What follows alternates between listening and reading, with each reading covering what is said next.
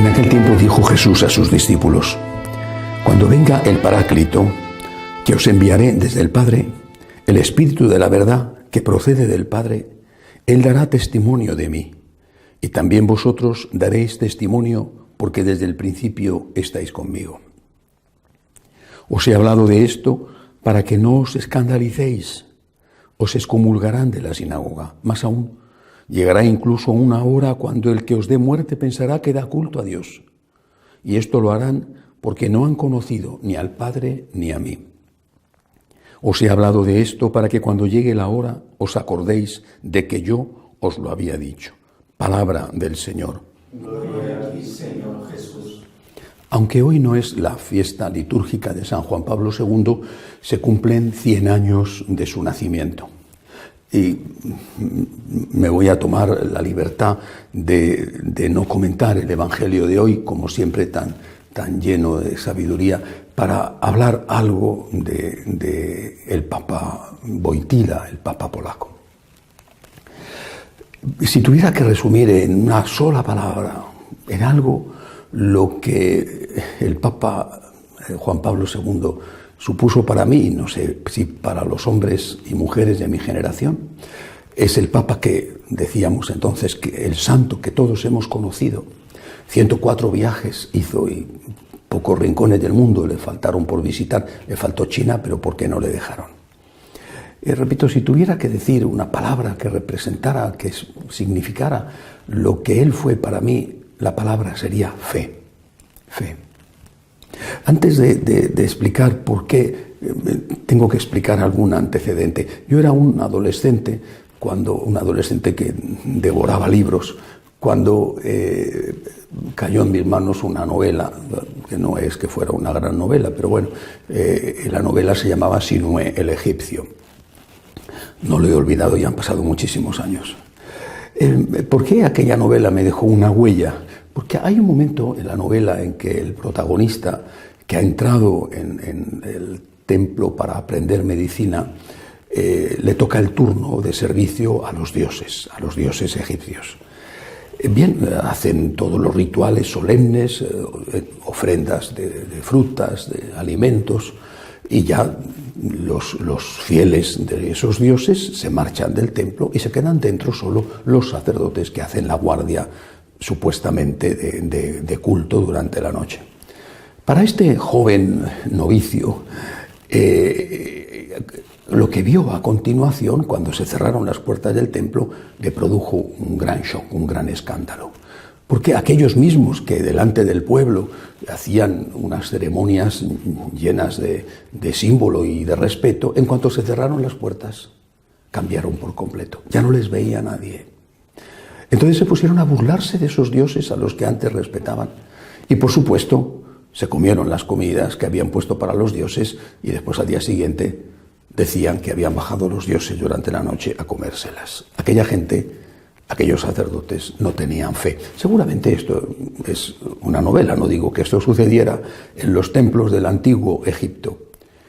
Pero sí me causó efectos porque de repente me di cuenta de que eso era lo que yo tenía la intuición de que pasaba, al menos en un sector de la Iglesia Católica. Más tarde, unos años más tarde, me aficioné a leer a Chesterton. Leí todo lo que podía y de hecho tengo las obras completas. Y recuerdo también, entre las muchísimas cosas que me impresionaron y que me gustaron de ese converso inglés, una que viene a cuento de lo que estoy diciendo y que él narra en su autobiografía. En un momento dado él se encuentra con un antiguo amigo, un antiguo compañero de colegio, y él, que es un hombre religioso, que está buscando a Dios y que está en el trance de hacerse católico, su hermano ya se ha hecho católico, bueno, él habla con este compañero que es agnóstico. Y el compañero le dice: a ti como a mí nos educaron, en el colegio donde asistieron juntos, a ti como a mí nos educaron curas agnósticos que habían perdido la fe. Yo no tuve esa mala experiencia. Recuerdo muy buenos sacerdotes en mi infancia y en mi juventud. En el colegio donde estudié, muy buenos sacerdotes. No tuve esa experiencia. Pero sí que tenía la impresión de que esto, que a mí no me había tocado, pero esto era general, o por lo menos muy frecuente. Pues bien, cuando conocí personalmente a Juan Pablo II, digo personalmente porque tuve el don inmerecido de estar con él muchísimas veces y muy cercano a él, la primera vez que le conocí, que fue en una misa en su capilla privada, en el Palacio Apostólico, en el Vaticano, la primera vez que le conocí, yo era un joven sacerdote, periodista que acababa de llegar a Roma a hacer un servicio para el periódico donde estaba trabajando. La primera vez que le conocí, cuando le vi rezar, dije, este hombre tiene fe, este se lo cree de verdad, este no es como los de la novela, este no es un agnóstico, este hombre tiene fe, este hombre de verdad cree en Dios, de verdad. Me produjo una conmoción. Había encontrado a alguien que de verdad, profundísimamente creía en Dios. Es un santo, está canonizado, sin duda que tuvo defectos y sin duda que cometió errores en sus años de gobierno, sin duda. No errores que no necesariamente fueron pecados, obviamente, pero sin duda que hizo nombramientos que no tenía que haber hecho, los historiadores ya lo están diciendo, o que hizo cosas que a lo mejor no estaban bien, sin duda. Pero era un hombre que tenía fe, creía en Dios, creía en Dios. Yo creo que este es el gran problema de la Iglesia de hoy. Nuestros sacerdotes o nuestros obispos creen en Dios. Alguno dirá, es ofensivo dudarlo. Pues pregúnteselo usted al pueblo de Dios. Porque lo primero es la fe. Después viene la esperanza, que está ligada a la fe, porque la esperanza implica creer en el perdón de los pecados, en la ayuda de Dios, en la lucha de la vida y en la vida eterna. Viene la esperanza y luego viene la caridad. En este orden, el Señor nos dijo, poniéndonos en guardia contra los escándalos que podrían dar sus representantes en la tierra, nos dijo, aunque en aquel momento se refería a los fariseos, haced lo que dicen, no hagáis lo que hacen. Yo creo que el pueblo en general, habrá de todo, ¿verdad? Pero el pueblo en general es capaz de perdonar los pecados. No digo excusario, desde luego hay pecados que son más que pecados porque son delitos, pero la gente lo sabe de verdad, que ellos también son pecadores. Y saben que necesitan ser perdonados. Y rezan el Padre Nuestro, perdónanos como nosotros perdonamos. Yo creo que el pueblo es capaz de perdonar. Pero cuando el cura ya no tiene fe, claro, también habrá que perdonarle, pero el cura, ¿qué hace? ¿Cuál es la misión del sacerdote? ¿Cuál es la misión del obispo? Sigue creyendo que lo que tiene entre sus manos cuando consagra es de verdad el cuerpo y la sangre real de nuestro Señor. Sigue creyendo que hay cielo e infierno, que hay vida eterna. Sigue creyendo en la Inmaculada Concepción de la Virgen María. Sigue creyendo que las palabras del Señor, las que leemos en la Biblia, son palabras del Señor y no inventos de 2 o 3 generaciones posteriores que lo escribieron para justificar su poder y tener a la gente atada. Sigue creyendo que Jesucristo existió y que sus palabras no pasarán nunca y que nunca hay que perder la fe en las palabras de Cristo, aunque eso no suponga el odio del mundo. ¿Sigue creyendo? Tenemos un grave problema.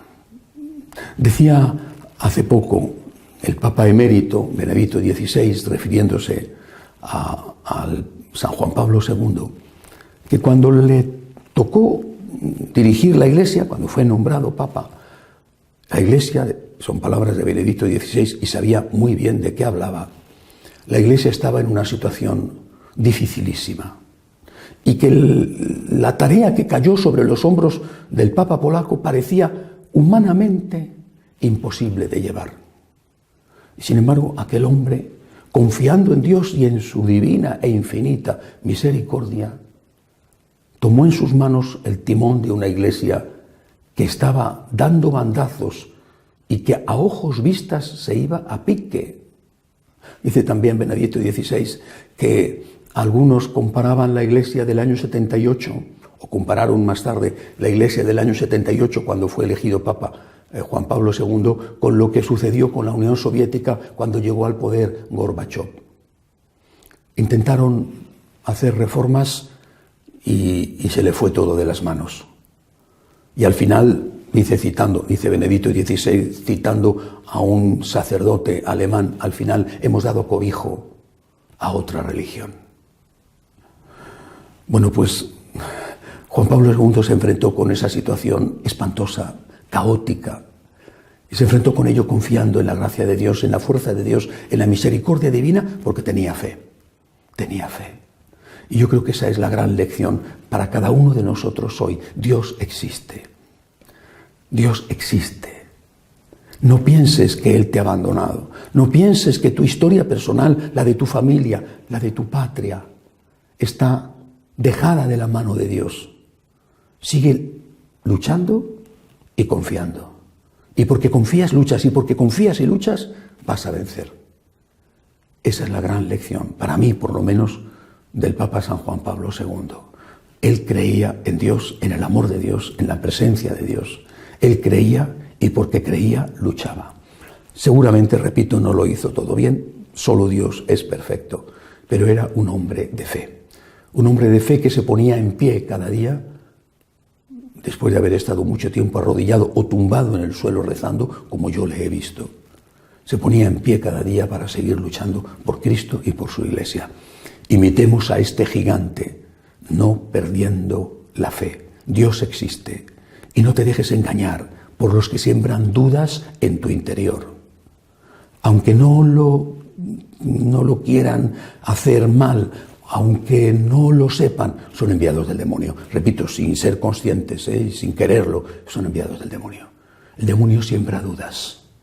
Y Juan Pablo II nos pedía a los sacerdotes que fuéramos hombres que sembraran certezas. Ya hay suficientes dudas en el mundo, dudas sobre el trabajo, dudas sobre la salud, dudas sobre la patria, dudas sobre los afectos familiares, como para que llegues a la iglesia y el cura que está en crisis o que ha perdido ya la fe, te siembre sus dudas y te transmita sus dudas. Creamos en Dios como creyó San Juan Pablo II. Creamos en Dios, creamos en su divina misericordia y ayudemos a los que no creen, a los que tienen dudas, para que recuperen la fe. Que así sea.